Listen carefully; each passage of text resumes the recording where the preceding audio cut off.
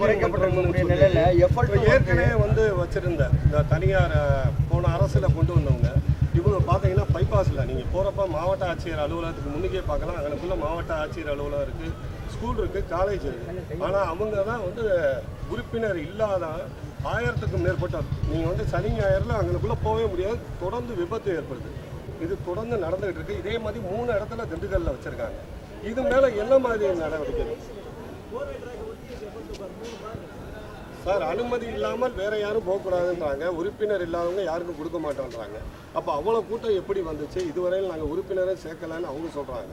அப்போ மிகப்பெரிய அளவில் அந்த கடைகள்லாம் எவ்வளோ நாள் நடக்குதுண்ணா? அது வந்து தொடர்ந்து இப்போ ஒரு 6 மாதம். அதுதான் சார் கடந்த அதான் பதில். இது எல்லாமே கடந்த ஆட்சியில் கொண்டு வந்தது. அது எல்லாத்து மேலேயும் அதான் புரிச்சுக்கணும். இது எல்லாமே கடந்த ஆட்சியில் கொண்டு வந்தது. இது பொதுமக்களுக்கே தெரியுது இது தப்பான ஒரு விஷயம்னு. இது அதிகாரிகளுக்கு நிச்சயம் தெரிஞ்சிருக்கும். ஆனால் அதை தாண்டி அதுக்கு அனுமதிச்சிருக்காங்கன்னா அது உண்மையாலும் கண்டனத்துக்குரியது, தண்டனைக்குரியது. அது இந்த FL2 ஃபஸ்ட்டு வந்து என்னென்னா, இந்த துறை வந்து ரொம்ப பெரிய துறை. நான் அதுக்கு முன்னாடி சொன்ன மாதிரி ஒவ்வொரு ஸ்டெப்பாக உள்ளே எடுத்துகிட்டு வரோம். முதல்ல அரசுக்கு வர வேண்டிய வருமானம் அரசோட கஜானாக்கு வரணுங்கிறதுக்கும் ஒரு முயற்சியாக ஃபஸ்ட்டு முயற்சி எடுத்து அதில் மிகப்பெரிய வெற்றியும் பெற்றுட்டோம்.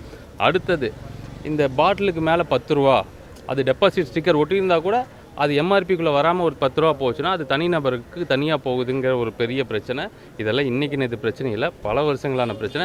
அந்த பிரச்சனையும் வர சட்டமன்ற கூட்டத்தொடருக்குள்ளே அதுக்கான ஒரு தீர்வு எட்டப்படும் அப்படின்னு சொல்லி ரொம்ப ஒட்டுமொத்த துறையுமே அதில் வந்து கவனம் செலுத்தி தீவிரமாக ஒர்க் பண்ணிகிட்ருக்குறோம். 2 3வது இந்த கடைகளோட எண்ணிக்கை குறைப்பு. அரசு மருத்துவமனை பக்கத்தில், கோயில் பக்கத்தில், பேருந்து நிலையங்கள் பக்கத்தில் இருக்க மருத்துவமனைகளை கணிசமாக குறைக்கணுங்கிறது தளபதியோட உத்தரவு. அது குறைக்கும் போது அரசு கவனிச்சிட்ருக்கு எங்கெங்கே என்னென்ன பிரச்சனை வருதுன்னு. ஸோ எந்த பிரச்சனையும் இல்லையுமா, ரொம்ப சந்தோஷம். திருப்பி கடைகளை குறைக்கிறதுக்கான வேலைகளை ஸ்டார்ட் பண்ணலாம்.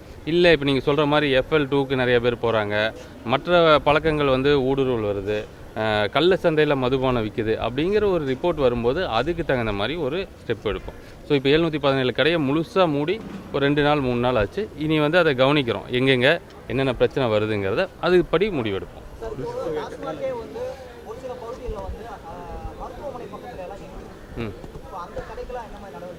அதான் சொல்கிறேன் பாருங்கள், 717 கடை நான் முன்னாடியே சொல்லிட்டேன், ரிப்பீட் ஆகிற மாதிரி தான் இருக்கும். 717 கடை க்ளோஸ் பண்ணியிருக்கோம்.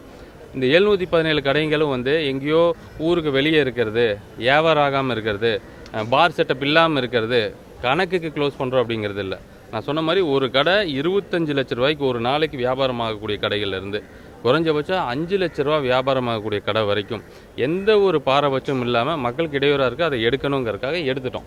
ஸோ இது ஏன் இதை சொல்ல வரேன்னா, இப்போ இது இவ்வளோ கடையை எடுத்தோடனே உடனடியாக அரசுக்கு ஒரு வருடத்திற்கு குறைஞ்சபட்சம் 8000லேருந்து 11,000 ரூபா வரைக்கும் அந்த ரெவன்யூ லாஸ் ஒன்று இருக்கும். ஸோ இதை சரி பண்ணுறதுக்கு அடுத்தடுத்த துறைகளில் ரொம்ப வேகமாக பார்த்துருக்கோம். அந்த துறைகள் மூலமாக அந்த வருமானத்தை பெருக்கின உடனே திருப்பியும் மீண்டும் இந்த பழைய இடங்களில் இருக்கிற கடைகள், இன்னும் மக்களுக்கு இடையூறாக இருக்கக்கூடிய கடைகள் எல்லாத்தையுமே இதே மாதிரி மூடப்படும்.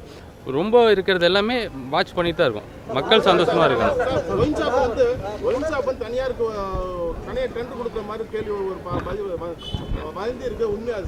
ஒயின் ஷாப்பு தனியார் கிட்டன்றதுனா பார் சொல்கிறீங்களா, கடையை சொல்கிறீங்களா?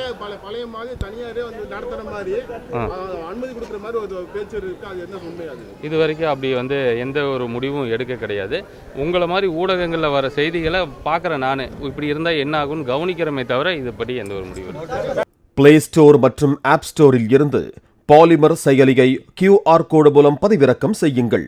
செய்திகளை உடனுக்குடன் பெறுங்கள்.